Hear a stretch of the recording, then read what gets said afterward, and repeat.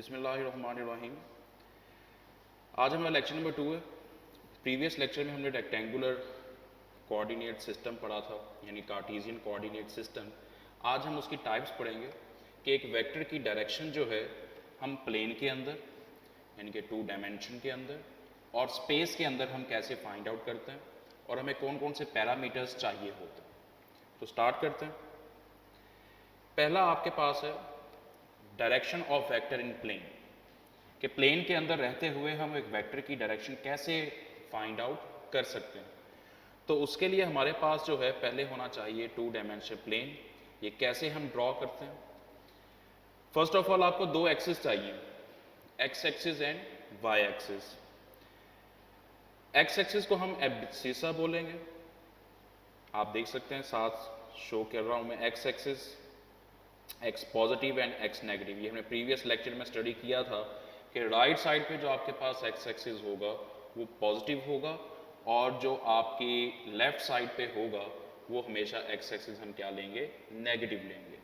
X axis का दूसरा नाम हम एब्सिसा भी यूजुअली यूज कर लेते होते हैं, तो मोस्टली हम एक्स एक्सिस ही बोलते हैं। नेक्स्ट चलते हैं वाई एक्सिस, ऑर्डिनेट। ऑर्डिनेट हम कैसे ड्रॉ करेंगे? हमने पिछले लेक्चर में पढ़ा था कि आपके पास जो अपवर्ड डायरेक्शन है वो वाई एक्सिस पॉजिटिव होगी, जबकि डाउनवर्ड जो डायरेक्शन है वो वाई एक्सिस नेगेटिव हम लेंगे। जहां पे दोनों axis horizontal axis and vertical axis आपस में इंटरसेक्ट करेंगे, आप देख सकते हैं यहाँ पे ये ओरिजिन है कि आपके पास ये वर्टिकल लाइन है, ये हॉरिजेंटल लाइन है, यहाँ पे इंटरसेक्शन हुई, तो इसको हम क्या बोलेंगे? ओरिजिन का नाम देंगे, ओरिजिन बोलेंगे। नेक्स्ट हम एक सपोज कर लेते हैं वेक्टर ड्रॉ किया और वेक्टर हमारे पास जो है वो फर्स्ट क्वाड्रेंट के अंदर, यानी कि आप देख सकते हैं यहाँ पे एक्स एक्सिस हमारे पास क्या है? पॉजिटिव, और वाई एक्सिस भी हमारे पास क्या है? पॉजिटिव। तो हमने यहाँ पे एक वेक्टर ड्रॉ कर दिया है। अब हम क्या करेंगे? हम इसके कोऑर्डिनेट्स फाइंड आउट करेंगे। डी वेक्टर है ये। अब इसकी डायरेक्शन किस तरफ लेनी है उसके लिए आपको एक एंगल ड्रॉ करना पड़ेगा, और वो एंगल जो है हमेशा आपने कहां से स्टार्ट करना होगा? पॉजिटिव एक्स एक्सिस से। लेकिन याद रखिएगा ये जो एंगल है पॉजिटिव एक्स एक्सिस से स्टार्ट होगा तो इसकी रोटेशन आपने जो लेनी है वो लेनी है एंटी क्लॉकवाइज। तो ये चीज आपने याद रखनी है। तो डायग्राम देखेंगे और से ये हमारे पास एंगल है और इसकी रोटेशन हमने कैसी लेनी है? एंटी क्लॉकवाइज, और इस एंगल को हम थीटा से डिनोट करेंगे। अब इसके अगर हम ऑर्डिनेट्स की बात करें कि एक्स एक्सिस के अलोंग कितना डिस्टेंस कवर किया, वाई एक्सिस के अलोंग कितना डिस्टेंस कवर किया, तो उस चीज को हम देख लेते हैं। ये डॉटेड लाइन स्ट्रेट कॉन्टिन्यूस क्यों नहीं है, डॉटेड क्यों है? क्योंकि इमेजिनरी लाइन। हम सपोज कर लेते हैं ना कि इसके हेड से, वेक्टर के हेड से आपने एक लाइन प्लॉट करनी है जो कि परपेंडिकुलर होनी चाहिए किसके? एक्स एक्सिस के। तो ओरिजिन से लेके इस पॉइंट तक जो है हमारे पास डिस्टेंस होगा वो ए हम कह देते हैं, और ए को हम नाम दे देंगे किस चीज का? एक्स कोऑर्डिनेट का। ए वो डिस्टेंस है जो ओरिजिन से लेके उस वेक्टर के हेड से जो परपेंडिकुलर हमने ड्रॉ किया है। मैं आपको शो कर देता हूं कि यहां पे आपके पास जो है ये ओरिजिन है, यहां से लेके आपने यहां तक का जो डिस्टेंस कवर किया है ये बेसिकली आपके पास क्या होगा? एक्स कोऑर्डिनेट होगा। ठीक है। नेक्स्ट चलते हैं ना।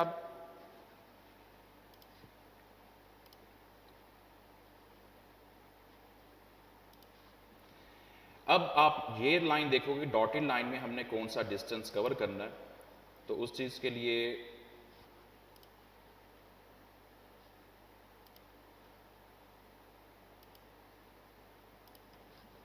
जी बी आपके पास है, ये कहलाता है वाई कोऑर्डिनेट, और वाई कोऑर्डिनेट बेसिकली आपके पास क्या होगा? डिस्टेंस, ये वाला डिस्टेंस के वेक्टर के हेड से लेके और एक्स एक्सिस से जो वर्टिकल डिस्टेंस है उसको बेसिकली हम क्या बोलेंगे? वाई कोऑर्डिनेट बोलेंगे, और उसको हम नाम दे देते हैं बी का। कि हम यहाँ से लेके यहाँ तक की डायरेक्शन ले लेंगे। तो ये आपके पास आ गया बी। मैं रिवाइज करवाता चलूँ कि direction of vector in plane आपके पास जो है वो basically 2 dimensional frame of reference होता है। 2 डायमेंशनल फ्रेम ऑफ रेफरेंस में आप देख रहे हैं कि आपके पास जो है 2 एक्सिस होने चाहिए, X axis and Y axis. X axis जैसा कि हम जानते हैं हॉरिजेंटल लाइन, और वाई एक्सिस हम जानते हैं जैसा कि वर्टिकल लाइन आपके पास है। जहां पे ये दोनों लाइंस इंटरसेक्ट करेंगी वो बेसिकली आपके पास क्या कहलाएगा, ओरिजिन कहलाएगा। और ओरिजिन से लेके उस पॉइंट तक जहां तक आपके वेक्टर के हेड से आपने एक लाइन प्लॉट करनी थी जो कि परपेंडिकुलर होनी चाहिए थी, मैं आपको दिखा देता हूं दोबारा। ये वाली आपके पास जो लाइन है कि ये वेक्टर है जो ओरिजिन से स्टार्ट हो रहा है, ये इसकी टेल और ये इसका हेड, और हेड से जो परपेंडिकुलर लाइन आपने डॉटेड लाइन ड्रॉ की है ये आपके पास क्या है, वाई कोऑर्डिनेट, यानी कि distance along Y axis, and A आपके पास क्या होगा, डिस्टेंस अलोंग एक्स एक्सिस। ये ए को हम कह देते हैं एक्स कोऑर्डिनेट, बी को हम कह देते हैं वाई कोऑर्डिनेट। एंगल आपके हमेशा कहाँ से स्टार्ट करना है, पॉजिटिव एक्स एक्सिस से, और इसकी डायरेक्शन कैसी होनी चाहिए, एंटी क्लॉकवाइज। नेक्स्ट देखते हैं हमारे पास direction of a vector in space, कि स्पेस के अंदर बेसिकली हम डायरेक्शन कैसे हासिल करते हैं एक वेक्टर की, उसके लिए हमें क्या क्या चीज़ें रिक्वायर्ड होती हैं।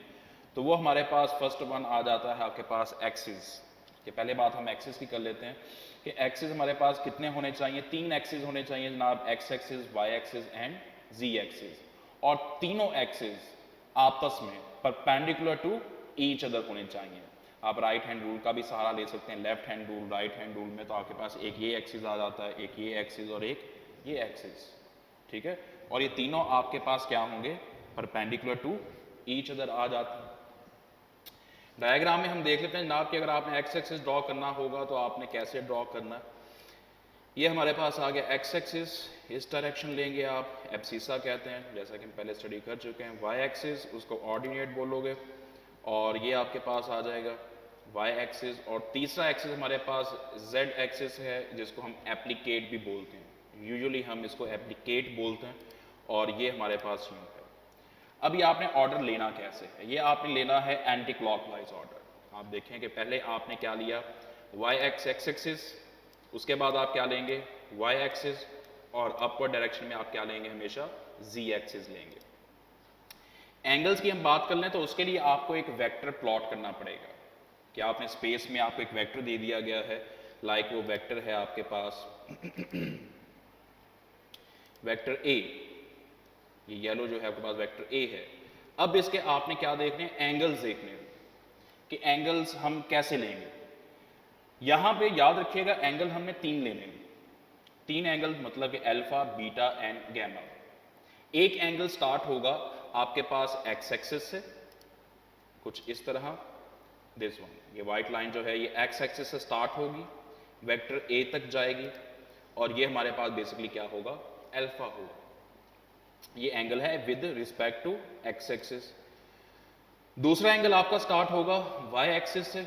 अगर आप बीटा मालूम करना चाहते हैं तो वाई एक्सिस से लेके और गिवन वेक्टर तक की जो डायरेक्शन है आपके पास, ये कहलाएगी आपके पास बीटा। इसी तरह गैमा की अगर आपने डायरेक्शन लेनी है तो गैमा आपके पास जी एक्सिस से स्टार्ट होगा बच्चों, और वेक्टर तक हम इसको लेके जाएंगे और इसको हम बोलेंगे गैमा। दोबारा देख लें कि हमारे पास 3 एक्सिस हैं, X axis, Y axis, Z axis. X axis abscissa, Y axis ordinate, Z axis applicate. आपको क्या चाहिए, एक वेक्टर, उसकी डायरेक्शन आपने देखनी है। तो ओरिजिन हमने सेलेक्ट किया, वेक्टर ए ले लिया, वेक्टर ए के बाद हमने एंगल प्लॉट किया। एंगल हमने कौन सा लेना है, अल्फा। अल्फा हमेशा स्टार्ट होगा एक्स एक्सिस से, बीटा स्टार्ट होगा हमेशा वाई एक्सिस से, और जी एक्सिस से हमेशा स्टार्ट होगा गैमा स्टार्ट होगा। तो इस तरह हम किसी भी वेक्टर की डायरेक्शन जो है वो स्पेस के अंदर रहते हुए, यानी कि 3 डायमेंशन के अंदर रहते हुए हम फाइंड आउट कर सकते हैं। मॉडर्न एज में हमारे पास जो है वो 3 एक्सिस से बढ़कर अब बात पहुंच चुकी है 4K तक, यानी कि 4 डायमेंशन तक, 5th dimension, 6th dimension, 7 dimensions. Number of dimensions find out हो रहे हैं, ज्योमेट्री पे काम हो रहा है, मैथमेटिक्स में काम हो रहा है। फिज़िक्स में भी काम हो रहा है इस चीज़ पे, वो हम आगे चल के आपको भी दिखाता हूँ मैं। ये जनाब आपको जो स्फेयर नज़र आ रहा है ये 3 डायमेंशनल है। आप इसकी रोटेशन देख सकते हैं कि आपको इसकी अपर पार्ट भी दिखाई दे रहा है। लाइक अगर यहाँ से आप देखें, अपर रूफ भी आपको नज़र आ रही हैं, साइड वॉल्स भी नज़र आ रही हैं, बैकवर्ड भी नज़र आ रहा है, और देन आपके पास डाउनवर्ड भी। हर लिहाज से 3 डायमेंशनली आपको सारी चीज़ें दिखाई दे रही हैं। नेक्स्ट, अगर 3 डायमेंशनल को हम वेक्टर डायग्राम में प्लॉट करके देखें तो यहाँ पे देख लें। अब ये जो ग्रीन लाइन आपको दिखाई दे रही है, ये ग्रीन लाइन जो है ये वाई एक्सिस हम कंसिडर कर लेते हैं। रेड लाइन को हम क्या कंसिडर कर लेते हैं, वाई एक्सिस, एक्स एक्सिस और ये जी एक्सिस। ठीक है, अब ये 3 एक्सिस हैं, ठीक है, X axis, Y axis and Z axis, और ये हमारे पास वेक्टर्स हैं। अब ये वेक्टर्स जो हैं ये 3 डायमेंशनली आपको दिखाई देंगे, ठीक है, और ये तीनों के तीनों आपस में क्या होंगे, इनकी डायरेक्शन में आपस में 90 डिग्री होगा। ठीक है, ये जस्ट एक डेमो के लिए आपको था। अगर हम यही चीज़ 4 डायमेंशन में देखें तो वो हमारे पास कैसी होगी, 4 डायमेंशन में हम ये चीज़ ले आते हैं। जितने भी आप गेम्स देखते हैं, आप अगर ग्राफिक डिज़ाइनिंग करते हैं या लोगो डिज़ाइन करते हैं और उसको एनिमेशन में लेके जाते हैं, या अगर आप कार्टून भी या गेम्स आप बनाते हैं तो उसकी जो हम पीछे कोडिंग कर रहे होते हैं या उसको हम शो कर रहे होते हैं करेक्टर्स को, तो वो 4 डायमेंशन में भी शो हो रहा होता है, 5th में भी, 6th में भी, 7 डायमेंशन में भी हम उसको शो कर रहे होते हैं। यानी कि बहुत ज़्यादा इसका यूज़ है। लेकिन हमारे सिलेबस में हम क्या बात करेंगे, 2 डायमेंशन और 3 डायमेंशन की। तो इस तरह हमने रेक्टेंगुलर कोऑर्डिनेट सिस्टम को समझ लिया कि रेक्टेंगुलर कोऑर्डिनेट सिस्टम जो है वो नहायत ज़रूरी है कोई डायरेक्शन बताने के लिए, क्योंकि हम पहले बात कर चुके हैं जनाब कि ये सिस्टम क्यों ज़रूरी था। लाइक अगर आप ऑब्जर्वर हैं और मैं व्यूअर हूँ, तो अगर यहाँ से कोई चीज़ गुजर के जाती है तो वो मेरी किस साइड की जानिब जाएगी, लेफ़्ट साइड की जानिब जा रही है। लेकिन आप उस चीज़ को इस तरफ जाते हुए देखेंगे तो आपकी राइट साइड पे। तो आप ठीक कह रहे हैं या मैं ठीक कह रहा हूँ, दोनों अपनी जगह पे ठीक है, क्योंकि आपने चीज़ को जाते हुए देखा है राइट साइड पे और मैं उसी चीज़ की डायरेक्शन बताऊंगा लेफ्ट साइड पे। तो इस चीज़ का फिजिक्स ने और मैथमेटिक्स ने सोल्यूशन दरियाफ्त किया जनाब कि अब ये बात तो नहीं करनी कि एक बंदा कहे कि राइट साइड और दूसरा बंदा क्या कहेगा, लेफ्ट साइड। तो इस वजह से हमने किस चीज़ का प्लॉट कर लिया, रेक्टेंगुलर कोऑर्डिनेट सिस्टम ले आए। हम ईस्ट, वेस्ट, नॉर्थ, साउथ की डायरेक्शन ले आए कि हमेशा राइट साइड पे आपने क्या लेना है, ईस्ट लेना है। आपने हमेशा लेफ्ट साइड पे क्या लेना है, वेस्ट लेना है। अपवर्ड क्या लेना है, नॉर्थ लेना है, और डाउनवर्ड क्या लेना है, साउथ लेना है। इसी तरह X axis positive, X axis negative, Y axis positive and Y axis negative. 3 dimension में 3 एक्सिस आ जाते हैं। तो अब हम बात करते हैं एडिशन ऑफ वेक्टर्स की, कि अगर आपके पास नंबर ऑफ वेक्टर्स मौजूद हों। नंबर ऑफ वेक्टर्स का मतलब ये है कि आपने कोई भी एक डिस्टेंस कवर किया है किसी स्पेसिफिक डायरेक्शन में, उसके बाद आपने टर्न ले लिया, तो ये बेसिकली एडिशन ऑफ वेक्टर है कि आप एक वेक्टर लेते हो, आप डायरेक्शन स्ट्रेट गए, उसके बाद आपने क्या किया, अपनी डायरेक्शन चेंज कर ली। अब जैसे ही डायरेक्शन चेंज की है, वो चेंज की हुई डायरेक्शन का स्टार्टिंग पॉइंट ये है, एंडिंग पॉइंट ये, और पिछली डायरेक्शन का स्टार्टिंग पॉइंट भी था और एंडिंग पॉइंट भी था। तो यहाँ पे आपने याद रखना है जो स्टार्टिंग पॉइंट है उसको हम बोलेंगे टेल, और जो एंडिंग पॉइंट होगा हमारी डायरेक्शन का, हमारे मैग्नीट्यूड का या वेक्टर का, उसको हम क्या बोलेंगे, हेड बोलेंगे। और यहाँ से हम एक रूल बना देंगे, हेड टू टेल रूल। तो चलें देखते हैं कि एडिशन ऑफ वेक्टर्स हम कैसे करते हैं। उसके लिए पहला रूल आपने याद रखना है नाम, कि जब कभी आपने 2 वेक्टर्स को सम करना हो, सम ऑफ 2 वेक्टर्स, तो उसको ड्रॉ करने के लिए आपके पास जो है रिप्रेजेंटेटिव लाइंस होनी चाहिए। यहाँ से आपको शो करता हूँ कि आपके पास पहले तो 2 वेक्टर्स होने चाहिए, उसके बाद इनकी रिप्रेजेंटेटिव लाइंस होनी चाहिए। देन आपने करना क्या होगा कि जो सेकंड वेक्टर है, सेकंड वेक्टर उसकी टेल आपको चाहिए, उसको आपने कॉन्साइड करवाना है। किसके साथ कॉन्साइड करवाना है, हेड ऑफ फर्स्ट वेक्टर के साथ। तो पहला रूल क्या होगा कि सेकंड वेक्टर की जो टेल है वो फर्स्ट वेक्टर के हेड से कॉन्साइड करनी चाहिए। देख लेते हैं।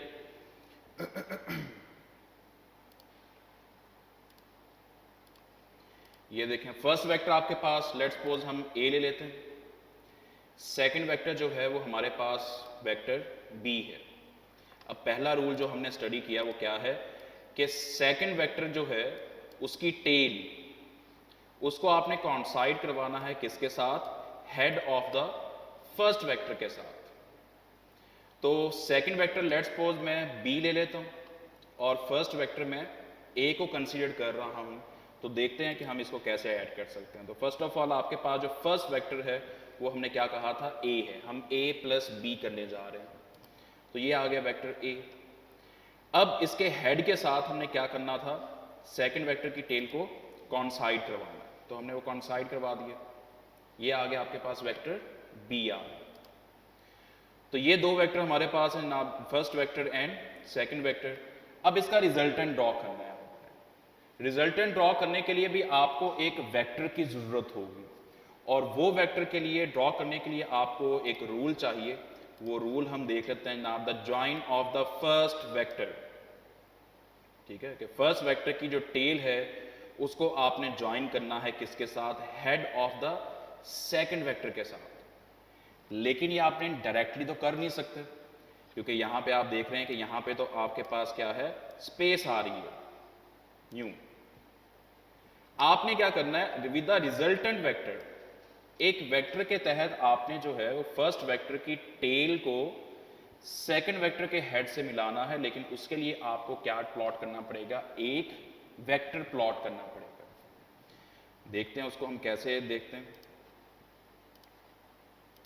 ये देखें, ये व्हाइट कलर का वेक्टर जो है ये बेसिकली अब आपने ड्रॉ किया है कहां से, फर्स्ट वेक्टर की टेल से लेके सेकंड वेक्टर के हेड तक, और ये हमारे पास क्या आ गया है, resultant vector. Resultant vector is equal to A plus B, A vector plus B vector. तो इस तरीका से हम क्या कर लेते हैं, आप दो वेक्टर्स को या नंबर ऑफ वेक्टर्स को ऐड कर लेते हैं। तो यहां पे आपने दो रूल्स याद रखने हैं। नंबर वन रूल तो आपने याद रखना है कि हमेशा जो सेकंड वेक्टर होगा, यानी कि अगला वेक्टर जो है, अगले वेक्टर की टेल पिछले वेक्टर के हेड से कॉन्साइड करनी चाहिए। ठीक है, और आखिरी जो स्टेप होगा, अगर आपके पास नंबर ऑफ वेक्टर्स भी हैं तो ये रूल आपने याद रखना है कि अगला जो वेक्टर है उसकी टेल पीछे वाले वेक्टर की जो है हेड के साथ कॉन्साइड करनी चाहिए। और एंड पे आपने ये रूल याद रखना है कि जो फर्स्ट की टेल है और लास्ट वेक्टर का जो हेड है उसके लिए आपको एक वेक्टर ड्रॉ करना है जो फर्स्ट वेक्टर की टेल से स्टार्ट हो और सेकंड वेक्टर के हेड पे एंड हो जाए उसका। ठीक है, तब आप एक रिजल्टेंट वेक्टर हासिल कर सकते हैं। इस चीज को हम कहते हैं बेटा एडिशन ऑफ वेक्टर्स, यानी कि head to tail rule. Next हम एक और व्यू लेंगे। पहले तो हमने कहा था कि बी वेक्टर को हम सेकंड वेक्टर लेंगे, तो क्या हम ऐसा कर सकते हैं कि बी वेक्टर को फर्स्ट वेक्टर बोल दें और ए वेक्टर को हम क्या बोलेंगे, अब सेकंड वेक्टर बोलेंगे। यानी कि अब हम करने क्या जा रहे हैं, हम करने जा रहे हैं बी प्लस ए, उसकी मदद से हम रिजल्टेंट वेक्टर लेंगे। तो ये हमारे पास बी वेक्टर था, उसी तरह बी वेक्टर के साथ ए वेक्टर को अगर आपने ऐड करवाना है तो ए वेक्टर की टेल जो है, ये देख सकते हैं आप यहाँ पे, ये ए वेक्टर की जो टेल है वो बी वेक्टर के हेड से कॉन्साइड कर रही है। ठीक है, अब आपने क्या करना है, इसका एक रिजल्टेंट वेक्टर ड्रॉ करना है। ये फर्स्ट रूल दोबारा देख लें कि बी वेक्टर को अब हमने क्या कहा हुआ है, फर्स्ट वेक्टर, ए वेक्टर को क्या कहा हुआ है, सेकंड वेक्टर। सेकंड वेक्टर की टेल फर्स्ट वेक्टर के हेड से कॉन्साइड करेगी। Next resultant vector. Resultant vector का रूल हमने पहले कहा कि रिजल्टेंट वेक्टर का जो रूल है वो आपके पास ये है कि फर्स्ट वेक्टर जो होगा उसकी टेल से आपने स्टार्ट करना होगा यहां से, और उसको एंड कहां पे करना है, आपने सेकंड वेक्टर के हेड पे एंड करना है, यानी कि इस जगह पे। तो ये आपको जो मैंने सर्कल किए हैं, तीन रूल्स आपको याद रखने हैं इसी चीज को कि वॉट एवर आपके पास फर्स्ट वेक्टर कौन सा है, वॉट एवर आपके पास सेकंड वेक्टर कौन सा है, आपने सिर्फ रूल याद रखना है कि जो फर्स्ट वेक्टर है उसका हेड अगले वाले की टेल के साथ कॉन्साइड करना चाहिए। या इसको रिवर्स पढ़ लेते हैं हम कि जो अगला वेक्टर है उसकी टेल फर्स्ट वाले हेड के साथ कॉन्साइड करना चाहिए, और जो रिजल्टेंट वेक्टर आपने ड्रॉ करना होगा वो फर्स्ट वेक्टर की टेल से आपने स्टार्ट करना है और आपने एंड कहाँ पे करना है, सेकंड वेक्टर या लास्ट वेक्टर के हेड पे। तो आपको ये ग्रीन वेक्टर जो है वो नजर आ रहा है, वाइट, ये आपके पास क्या है, रिजल्टेंट वेक्टर। तो नेक्स्ट देखते हैं जनाब कि ये बेसिकली हमारे पास क्या चीज थी, रिजल्टेंट वेक्टर आर। तो रिजल्टेंट वेक्टर आर क्या है, बी प्लस ए। अब यहां से फॉर्मूला लिखते हुए भी आपको याद रखना है कि आर के equal is equal to A plus B नहीं लिखोगे, क्योंकि जो पहला वेक्टर होगा उसी का नाम आपने लिखना है, फिर उसके बाद जो सेकंड वेक्टर है फिर उसका नाम लिखना है, तब आपके पास ये क्लियर एक पिक्चर आएगी, एक सही मेथड होगा, सही आपका वे होगा लिखने का। अगर आप ए प्लस बी लिख देंगे तो वो रॉन्ग वे होगा। नेक्स्ट हम देख लेते हैं कि हम दोनों को, हम a प्लस बी को और b प्लस ए को ड्रॉ करके देखते हैं क्या रिजल्टेंट वेक्टर पे कोई फर्क पड़ेगा या नहीं पड़ेगा। तो ये चीज हम देख लेते हैं। फर्स्ट वेक्टर हमने a लिया, सेकंड वेक्टर हमने b लिया था, फर्स्ट वेक्टर की हेड और ये सेकंड वेक्टर की टेल, फिर हमने रिजल्टेंट वेक्टर ड्रॉ किया था, उसके बाद हमने फॉर्मूला बना लिया था resultant vector is equal to a plus B. आपने एक काम करना है, आपने यहां पे फोकस कीजिएगा इस चीज पे कि ये रिजल्टेंट वेक्टर की डायरेक्शन क्या है, अपवर्ड है ये। तो नेक्स्ट देखते हैं, जो हमने नेक्स्ट काम किया था कि हम क्या करेंगे, हम b वेक्टर को फर्स्ट वेक्टर मानेंगे और a वेक्टर को हम क्या मानेंगे, सेकंड वेक्टर। तो आप देख सकते हैं यहां पे हम रूल्स को हाईलाइट कर लेते हैं कि पहला रूल हमने क्या किया था जनाब कि यहां पे हम देख रहे हैं कि फर्स्ट वेक्टर का हेड सेकंड वेक्टर की टेल उसके साथ कॉन्साइड कर रहा है, रिजल्टेंट फर्स्ट वेक्टर की टेल लास्ट वेक्टर का हेड। जबकि दूसरा रूल जो है हमारा उसमें बी वेक्टर आप देख सकते हो फर्स्ट वेक्टर लिया हुआ है और बी वेक्टर का जो हेड है वो सेकंड वेक्टर की टेल से कॉन्साइड कर रहा है। तो इसका मतलब हुआ कि इसका रिजल्टेंट हम कैसे प्लॉट किया हमने, इसका रिजल्टेंट होगा बी वेक्टर की टेल से लेके सेकंड वेक्टर ए के हेड तक। अब दोनों का रिजल्टेंट सेम है, ठीक है, दोनों का रिजल्टेंट आपके पास यहां पे सेम दिखाई देगा। दोबारा देख लेते हैं इस चीज को, ये देखें फुल व्यू में देखें, आपके पास दोनों a प्लस बी कर लें या b प्लस ए कर लें, उसमें रिजल्टेंट की डायरेक्शन आपके पास क्या है, स्टार्ट से लेके अपवर्ड तक है।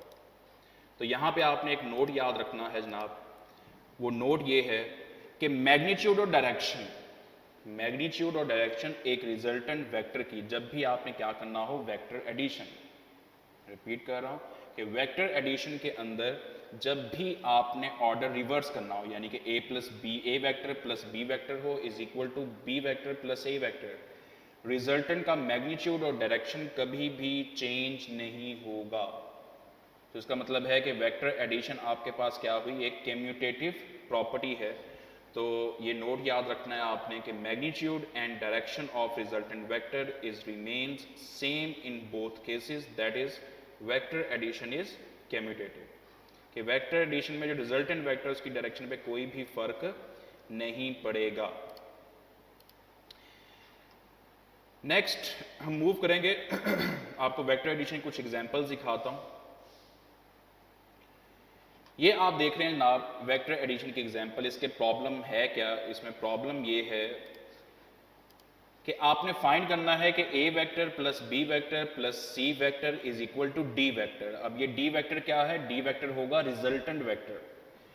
तो d वेक्टर अब आपने ये डिसाइड करना है कि पहला वेक्टर कौन सा है। पहला वेक्टर आपके पास है a वेक्टर, ठीक है, दूसरा वेक्टर आपके पास है b वेक्टर, तीसरा वेक्टर है c, यानी कि c वेक्टर एंड है।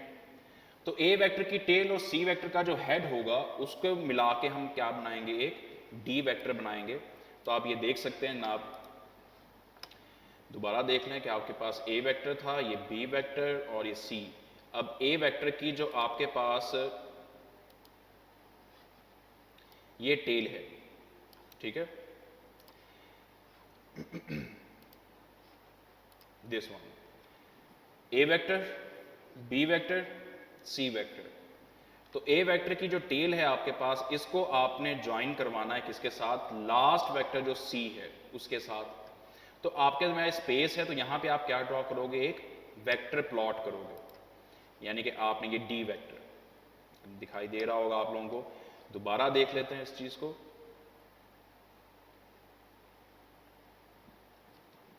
ए vector, B vector, C vector और डी वेक्टर कहाँ से होगा? ए वेक्टर की टेल से लेके सी वेक्टर के हेड तक, ये इस पॉइंट पे। तो ये डी वेक्टर की डायरेक्शन है, तो ये रिजल्टेंट वेक्टर होगा।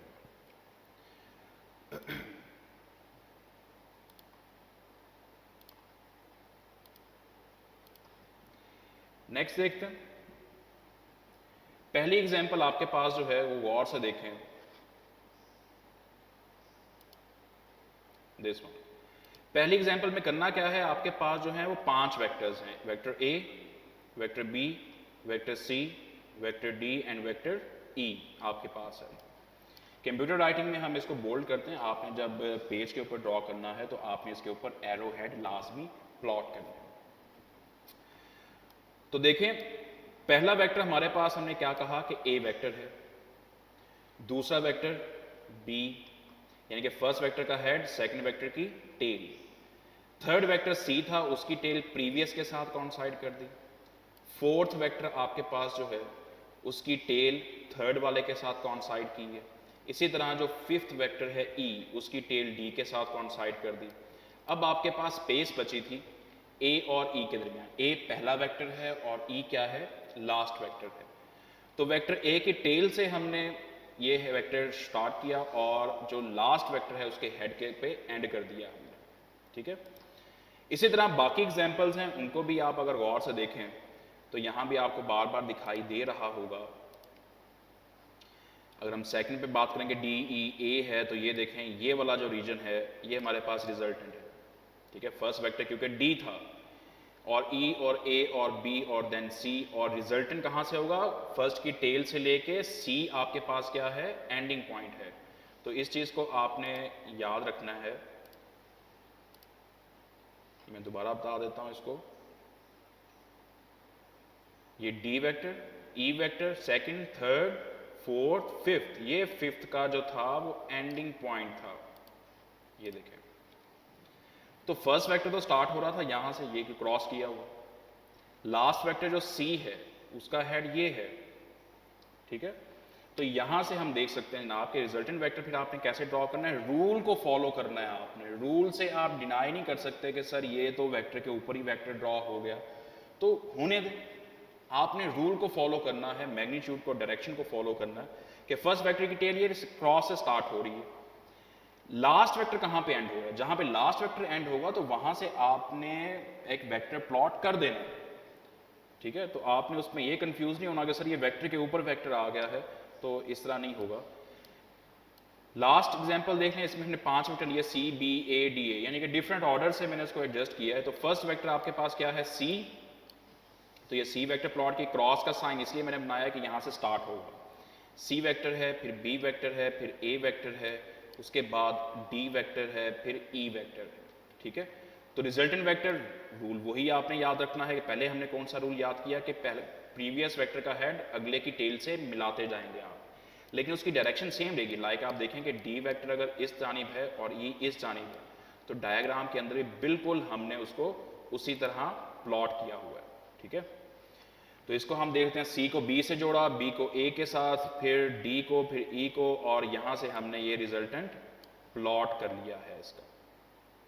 दोबारा देख लें, C B A D E, और ये हमारे पास रिजल्टेंट वेक्टर यहां पे प्लॉट होगा, ठीक है।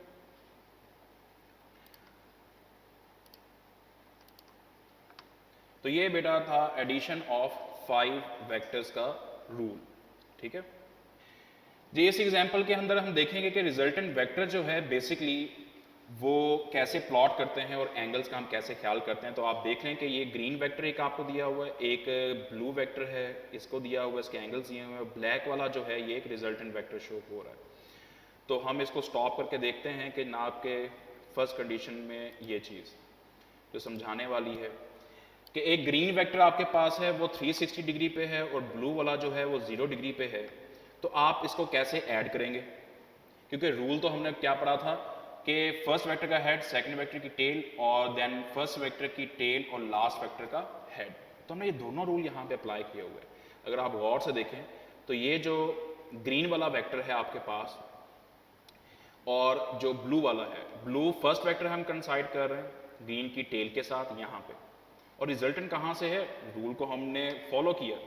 ये फर्स्ट वेक्टर की आपके पास जो टेल है वो लास्ट वेक्टर के हेड के साथ आपने एक वेक्टर ड्रॉ कर दिया। वट एवर जो है वो आप उन्हीं दो वेक्टर्स के ऊपर बेशक लाइन आ रही है या नहीं आ रही, उस चीज़ से आपने घबराना नहीं है, ये तो एक वेक्टर रिप्रेजेंटेशन है। तो बेसिकली इसके अंदर हम फिर दोनों ही मैग्नीट्यूड ऐड कर लेते होते हैं। तो मैग्नीट्यूड था क्या जनाब कि आपके पास 8 न्यूटन ब्लू वाला वेक्टर है 0 डिग्री पे, 6 न्यूटन 360 पे है, तो मैग्नीट्यूड क्या आएगा 14 न्यूटन। ठीक है, यानी कि 8 और 6 को आपने क्या कर लेना है, ऐड कर लेना है, और डायरेक्शन क्या आएगी रिजल्टेंट वेक्टर की 0 डिग्री। ठीक है, इसी तरह कोई नेक्स्ट और एंगल देख लेते हैं, हम इस एंगल पे चेक कर लेते हैं।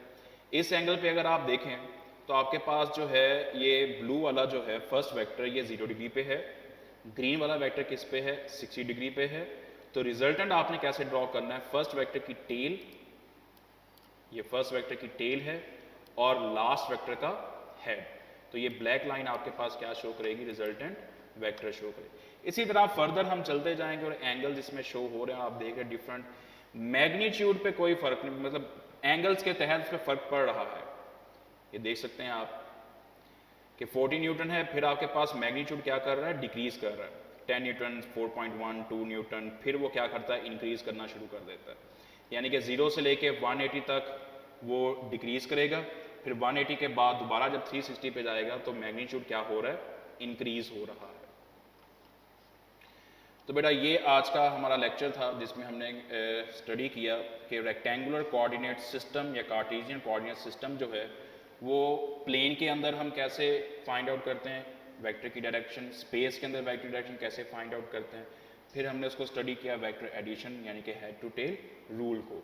तो आप ये इसकी एक्सरसाइज करें और बुक रीडिंग करें, दैन इंशाल्लाह हम नेक्स्ट लेक्चर में मज़ीद इसको स्टडी करेंगे। Thank you so much.